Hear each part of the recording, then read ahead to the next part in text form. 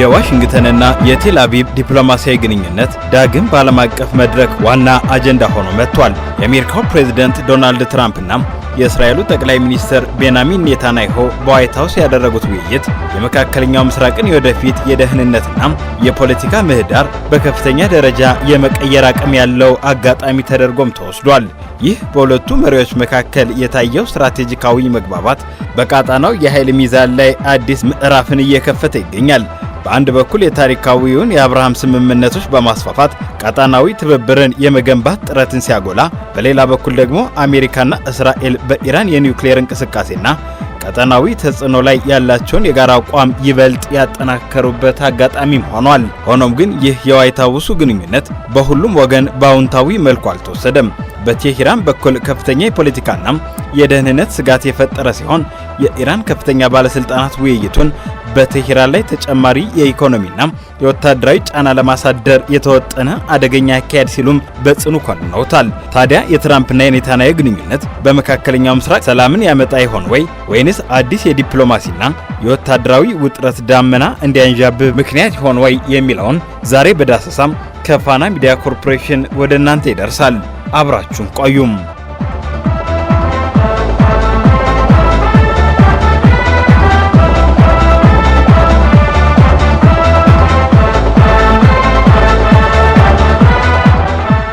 ለሳምንታት ትራምፕና ኔታንያሁ በጎ ሲነጋገሩ አልነበረም። የተቃርኖ ሐሳቦችና ድምጾችንም አሰምተዋል። በጠንካራ ወዳጅነት የሚገለጸው የሁለቱ መሪዎች ግንኙነት ነፋስ ገብቶበትም ቆይቷል። ሁለቱ መሪዎች በዚሁ መንፈስ ያደረጉትን ንግግር ገንቢ ሲሉም ጠርተውታል። አክሲዮስ ሁለቱም ንግግሩን ገንቢ በሚል ቃል ይግለጡት እንጂ የውይይቱ አሸናፊ ቤንያሚን ኔታንያሁ ናቸው የሚል ይዘት ያለውን ጽሑፍ አስነብቧል። የኔታንያሁ የኮሙኒኬሽን ዳይሬክተር ቲዚፒ ሆቶቪሊንግን እስራኤል በኢራን ላይ አሜሪካ ግፊት እንድታደርግ ኔታንያሁ ለትራምፕ ነግረዋቸዋል የሚለውን ሐሳብ አጣጥለውታል። ለትራምፕ ምን ማድረግ እንዳለባቸው ኔታንያሁ የተናገሩት ነገር የለም በማለትም ለሪፖርተሮች አብራርተዋል። Well, first of all, Prime Minister Netanyahu said it was one of his best meetings with President Trump, and as you know, there are many meetings. ጠቅላይ ሚኒስትር ኔታንያሁ ከፕሬዝዳንት ትራምፕ ጋር ካደረጓቸው ምርጥ ስብሰባዎች ውስጥ አንዱ መሆኑን ተናግረዋል። እንደምታውቁት ብዙ ስብሰባዎች አሉ።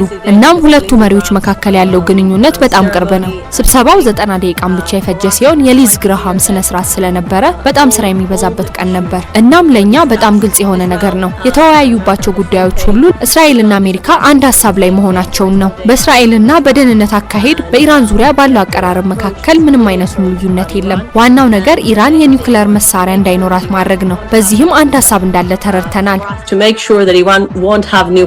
የኮሙኒኬሽን ዳይሬክተሯም ሲቀጥሉ ሁለቱም ግን አንድ ተመሳሳይ ፍላጎት አላቸው። ቴህራን የኒውክሌር የጦር መሳሪያ እንዲኖራት አይፈልጉም።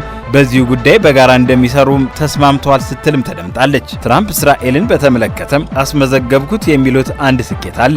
ይህም የአብርሃሙ ስምምነት ጉዳይ ነው። በአማቻቸው ጃሬድ ኩሽነር አማካኝነት ግብ ላይ የደረሰው የአብርሃሙ ስምምነት ሌላኛው አብይ መነጋገሪያ እንደነበረም ነው የተጠቀሰው።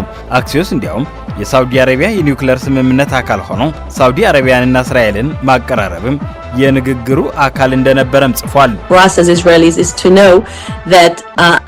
ከተወያዩባቸው ጉዳዮች አንዱ የአብርሃም ስምምነትን ማስፋፋት ነው። እናም ሌሎች እኛ የምንፈልጋቸው ሀገራቶች በዚያ በጣም ስኬታማ የሰላም ስምምነትን እንዲቀላቀሉ ማድረግ ያለመ ሚና ነበረ። እኔም በእርግጠኝነት አምናለሁ አብዛኞቹ እስራኤላውያን ዛሬ ጥቅምት 7 ካለው ጊዜ ጀምሮ በምድር ላይ ያለው እውነታ በከፍተኛ ሁኔታ እየተለወጠ መምጣቱን ይረዳሉ። ቀደም ብሎ በሁለቱ መሪዎች መካከል የነበረው ቅራኔ በውይይቱ ላይ ጥላላ ጠላሞይ ጥቅሉ የውይይቱ ድባብስ እንዴት ያለ ነበር የሚል ጥያቄም ቀርቦላቸው ነበር። ለዚህም ጥያቄ በሰጡት ምላሽም ስላቃዊ አገላለጽን ተጠቅመዋል።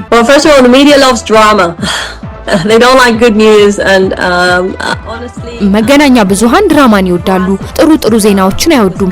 እናም በእውነት ለኛ በጣም ግልጽ የሆነ ነገር ነው። እነዚህ ሁለት መሪዎች ለብዙ አስርት ዓመታት እርስ በርስ ይተዋወቃሉ።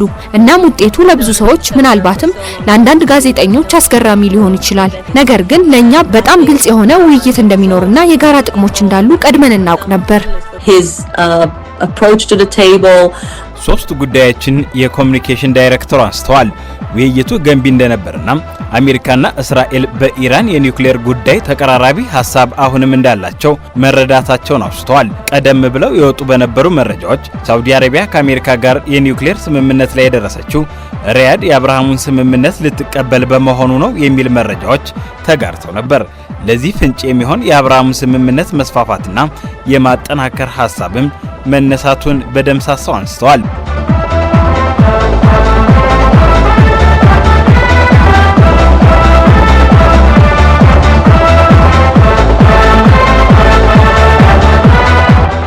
ለአልጀዚራ ከዋይት ሃውስ የዘገበው ማኑኤል ራፋኤል ውይይቱ ከዚህ ቀደሞቹ ለየት ያለ እንደነበር ጠቅሷል። ለዚህም በጦርነት ውስጥ የተደረገ መሆኑን በምክንያትነትም ጠቅሷል። ይህ የትራምፕና የኔታንያሁ ስብሰባ ከኢራን ጋር ያለው ግጭት በጣም በተባባሰበት ወቅት ላይ ተካሂዷል። ከስብሰባው በፊት ኔታንያሁ ትራምፕ በኢራን ላይ የሚከተለውን ከፍተኛ ጫና ፖሊሲ እንዲቀጥል እንዲያበረታታ እንደሚፈልጉ ይጠበቅ ነበር። ዓላማውም ኢራን የኒውክሌር ፕሮግራሟን ወይም የባሊስቲክ ሚሳኤል ፕሮግራሟን መልስ ማረጋገጥ ነበር። ነገር ግን ትራምፕ በአንድ በኩል የእስራኤልን ፍላጎት እየተመለከቱ ሲሆን በሌላ በኩል ደግሞ አሜሪካ የሚጠቅም ነገር ምን እንደሆነ ለማወቅ እየሞከሩ ነው። በአሜሪካ አደራዳሪነት ጥረት እየተደረገ የሚገኘው ከሊባኖስ ጋር እርቅ የማውረድ ጉዳይም ሌላኛው መነጋገሪያ ነበር። ሁለቱም መሪዎችም ይህንን ጉዳይ መነጋገሪያ ማድረጋቸውን ማኑኤል ያነሳል። በዚህ ስብሰባ የተነሱ ሌሎች ጉዳዮች የእስራኤልና የሊባኖስ የተኩስ አቁም ስምምነት ነው፣ የአብርሃም ስምምነቶችን ማስፋፋት እንዲሁም በዌስት ባንክ እየጨመረ ያለው የሰፋሪዎች ግጭት ናቸው። ለብዙ ዓመታት የአሜሪካው ፕሬዝዳንት ዶናልድ ትራምፕና የእስራኤሉ ጠቅላይ ሚኒስትር ቤንያሚን ኔታንያሁ በዓለም ፖለቲካ ላይ በጣም ቅርብ ከሆኑ የፖለቲካ አጋሮች መካከል ነበሩ። ግንኙነታቸው ከሁሉም በፊት በተግባራዊ ጥቅሞች ላይ የተመሰረተ በአንድ የፖለቲካ እሴት ላይ ብቻ የተገነባ አልነበረም። ሆኖም ሁለቱም ተመሳሳይ አስተዳደር ዘይቤ እንዳላቸውም ይታሰባል። ቀኝ ዘመም እሳቤ ያላቸውን ደጋፊዎቻቸውን በማነቃቃት ሚዲያና አንዳንድ ተቋማትን ይወቅሳሉ። የፖለቲካ ተቃውሞዎችንም በይፋ ይወነጅላሉ። በ2018 ትራምፕ አሜሪካ ከኢራን የኒውክሌር ስምምነት መውጣታቸውን ይፋ አድርገዋል። ይህ ስምምነት በቀድሞ ፕሬዝዳንት ባራክ ኦባማ ዘመን የተፈጸመ ሲሆን ኔታንያሁ በጠንካራ ሁኔታ ሲቃወሙትም ቆይተዋል። በኋላ ትራምፕ የአሜሪካን ኤምባሲ ከቴል አቪቭ ወደ ኢየሩሳሌም አዘዋውረዋል። ይህ ለብዙ ዓመታት የነበረውን የአሜሪካ የዲፕሎማሲ አካሄድ በመቀየር የተወሰደ እርምጃም ነበር። ምክንያቱም የኢየሩሳሌም ሁኔታ እስከዚያ ጊዜ ድረስ አወዛጋቢ ሆኖ ስለነበረ። በ2019ም ትራምፕ የጎላን ኮረብታዎችን በእስራኤል ስር ናቸው ሲሉ እውቅና ሰጥተዋል። ይህ አካባቢ በ1967 ከሶሪያ የተወሰደ ሲሆን ይህ ውሳኔም የአሜሪካን የቆየ ፖሊሲ የቀየረም ሆኖ ተሰምቷል። ለዚህ ክብር ሲሉም ቤንያሚን ኔታንያሁ ትራምፕ ሃይት ሲሉም አዲስ ሰፈርም ሰይመዋል። በ2020 ትራምፕ የአብርሃም ስምምነቶች ማዋለዳቸው እስራኤል ከተባበሩት አረብ ኤሚሬቶች፣ ባህሬን፣ ሞሮኮ ጋር ዲፕሎማሲያዊ ግንኙነታቸውንም ለመጀመርም ረድቷቸዋል። በስተመጨረሻም በ2026 ትራምፕ በኢራን የኒውክሌር ተቋማት ላይ ጥቃት ካደረጉ በኋላ ቤንያሚን ኔታንያሁ ለእስራኤል ያበረከቱትን አገልግሎት በማድነቅ የእስራኤል ሽልማትን ሰጥቷቸዋል። ይህንን ሽልማት የተቀበሉ የመጀመሪያው እስራኤላዊ ያልሆኑ ሰውም ሆነዋል። የአሜሪካና የእስራኤል የጋራ ጥቃቶች በኢራን ላይም ጀምረዋል። እነዚህ ጥቃቶችም ለዓለም ኢኮኖሚና ለትራምፕ የፖለቲካ አቋም ትልቅ ተጽዕኖን አስከትለዋል። ትራምፕ እስራኤል የኢራንን ጉዳይ አሁንም የህልውና ጉዳይ አድርጋ እንደምትመለከተው አንስተዋል። በጦርነቱ እያደረጉት የሚገኘውን ጥረትንም አጣምረው ሲያነሱም ተደምጠዋል። በቂ ጊዜ አለኝ፣ ብዙ ጊዜ አለኝ። የነዳጅ መላኪያ መስመሮቻቸው ተዘግቷል አይደለም? የሆርሙዝ ባህረ ሰላጤ በጦር ሁኔታ ላይ ነው።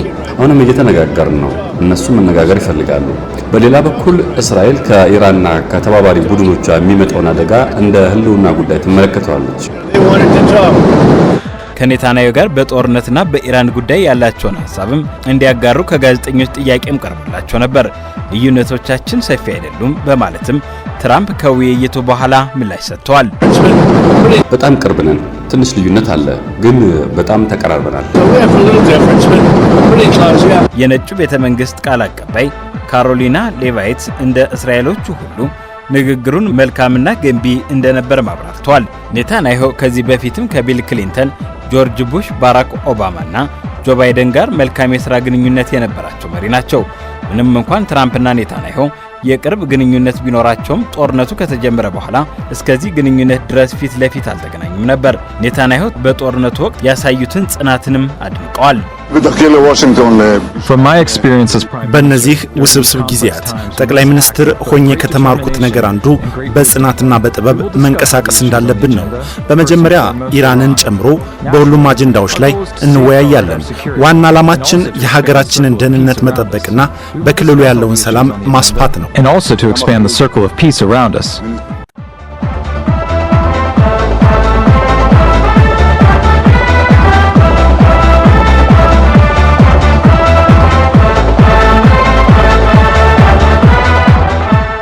በአሜሪካው ፕሬዝዳንት ዶናልድ ትራምፕና በእስራኤሉ ጠቅላይ ሚኒስትር ቤንያሚን ኔታንያሁ መካከል በዋይት ሃውስ የተካሄደው ውይይት በዓለም አቀፍ ፖለቲካ ተንታኞችና ታዋቂ የዜና ተቋማት ዘንድም ከፍተኛ ትኩረትን አግኝቷል።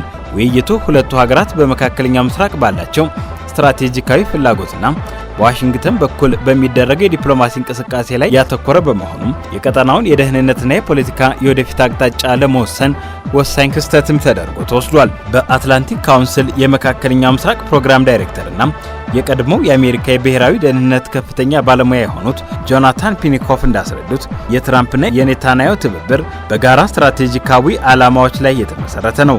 ሁለቱም መሪዎች የኢራንን የኒውክሌር ፕሮግራምና በቀጠናው ያላትን ተጽዕኖ ለመግታት ሙሉ በሙሉ ይስማማሉ። እንደ ፓኒኮፍ ገለጻ የዚህ አጋርነት ዋና ፍላጎት የታሪካዊውን የአብርሃም ስምምነቶች ማስፋፋትና የቀጠናውን የኃይል ሚዛን እንደገና ማዋቀር ነው። ሆኖም ግንኙነቱ በሁለቱም ሀገራት የውስጥ ፖለቲካ ፍላጎት ላይ የተመሰረተ በመሆኑ በሁለቱ መሪዎች መካከል አልፎ አልፎ ያልተጠበቁ ውጥረቶችና የስልት ልዩነቶች ሊታዩ እንደሚችሉ ያመለክታሉ።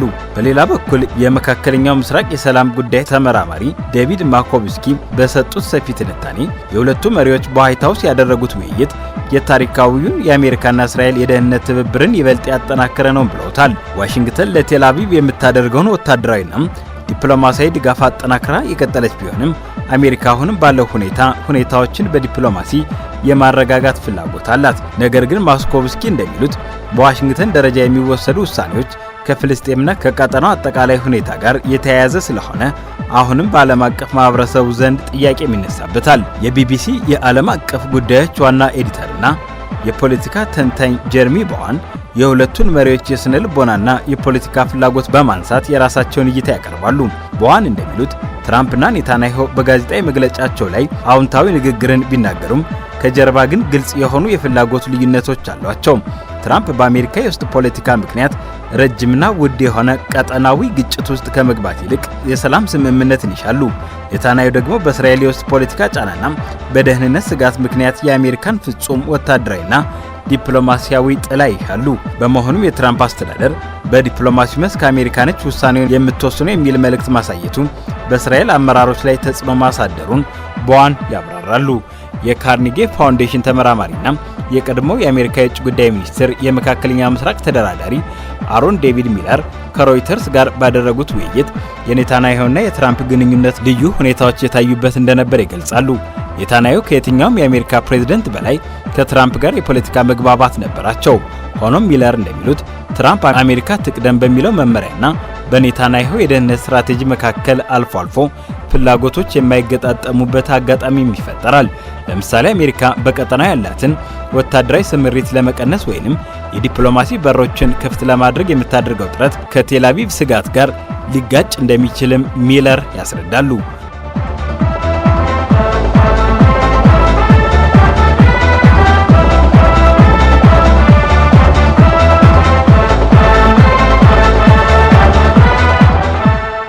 በሌላ በኩል ይህንን የዋይት ሃውስ ግንኙነት በተመለከተ በቴህራን በኩል የተሰጠው ምላሽም በተንታኞች ዘንድ ትልቅ ቦታም ተሰጥቶታል። የኢራን የውጭ ጉዳይ ሚኒስትር ባለስልጣናት በሰጡት ይፋዊ መግለጫ በዋሽንግተን የተካሄደው የሁለቱ መሪዎች ውይይት በቀጣናው ላይ ተጨማሪ ውጥረትን የሚያንዣብብ ነው ብለውታል።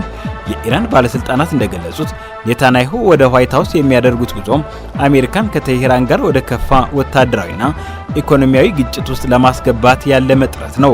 የቴህራን የፖለቲካ አማካሪዎች አጽንኦት ሰጥተው እንዳመለከቱት ኢራን በኒውክሌር ፕሮግራሟም ሆነ በብሔራዊ ደህንነቷ ላይ የሚሰነዘር ማንኛውንም ጫና የማትቀበል ሲሆን የትራምፕና የኔታንያሁ ስምምነትም የፍልስጤምን ጥያቄ ወደ ጎን ያገለለ በመሆኑ ዘላቂ ሰላምን ሊያመጣ አይችልም ሲሉም ተችተውታል። በእስራኤል የጀሩሳሌም ፖስት የፖለቲካ ተንታኞች እንደጻፉት ደግሞ የዋይት ሃውስ ውይይት አሜሪካ በቀጠናው ያላትን የበላይነት ያሳየችበት ነው። ዋሽንግተን በእስራኤልና በጎረቤቶቿ መካከል የሚደረጉ የደህንነት ስምምነቶችና ከኢራን ጋር ያለውን የዲፕሎማሲ መስመር በበላይነት እየመራችም ይገኛል። እንደ እስራኤል ተንታኞች እይታም ቴል አቪቭ ከአሜሪካ ጋር ያላትን ጥብቅ ወታደራዊ አጋርነት ብትጠብቅም የመጨረሻ ውሳኔዎችን በማሳለፍ ረገድ ግን የአሜሪካ አስተዳደር የመሪነቱን ቦታም ይዟል። በለንደን የዩናይትድ አገልግሎት ተቋም የመካከለኛው ምስራቅ የደህንነት ጉዳይ ተመራማሪ ሄሌር ደግሞ የውይይቱን ዓለም አቀፋዊ ተጽዕኖን ያመለክታሉ። እንደ ሄሌር ትንታኔ የትራምፕና የኔታንያሁ ህብረት በአረብ ሀገራትና በእስራኤል መካከል አዲስ የዲፕሎማሲ በር ለመክፈት ያለመ ቢሆንም የሰብአዊ መብቶችና ዘላቂ የፖለቲካ መፍትሄዎችን ወደ ጎን ማድረጉ በአውሮፓ ህብረትና በተባበሩት መንግስታት ዘንድ ስጋትን ፈጥሯል። የዓለም አቀፍ ተቋማት የዜና ምንጮችና የፖለቲካ ተንታኞች እንደሚስማሙት የዶናልድ ትራምፕና የቤንያሚን ኔታንያሁ የዋይት ሃውስ ግንኙነት የመካከለኛው ምስራቅን የፖለቲካ ገጽታ በአዲስ መልክ የቃኘ ነው። በሁለቱ ሀገራት መካከል ያለው ስትራቴጂካዊ ህብረት የጸና ቢሆንም የወደፊቱን ቀጠናዊ ዲፕሎማሲ በመምራት በኩል የመሪዎቹ የግልና ሀገራዊ ፍላጎቶችም ይለያያሉ። በመሆኑም የውይይቱ ውጤት በቀጣዮቹ ጊዜያት በሚወሰዱ የዲፕሎማሲና የደህንነት እርምጃዎች የሚታወቁ ይሆናሉ ሲሉም ግምታቸውን ያስቀምጣሉ።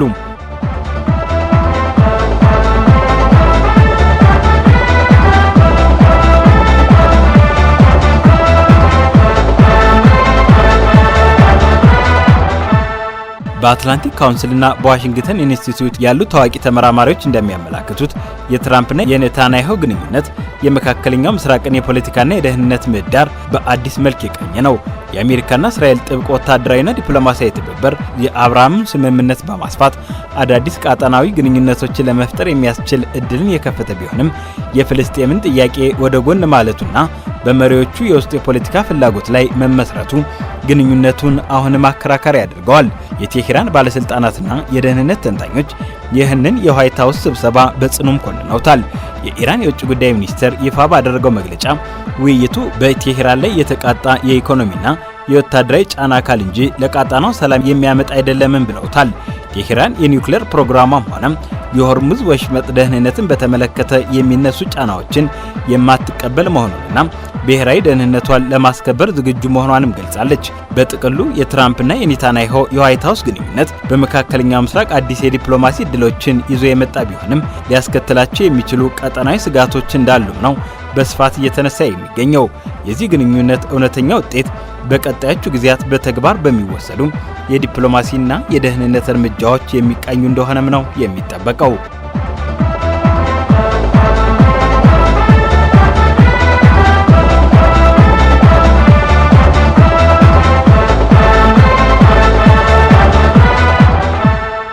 የቤንያሚን ኔታንያሁና የትራምፕን መገናኘት አስመልክተን በዳሰሳ ዝግጅታችን የተነሱ ሐሳቦችን አስቃኘናችሁ። ክብረ ወሰን ኑሩ ነበርኩኝ። መልካም ጊዜም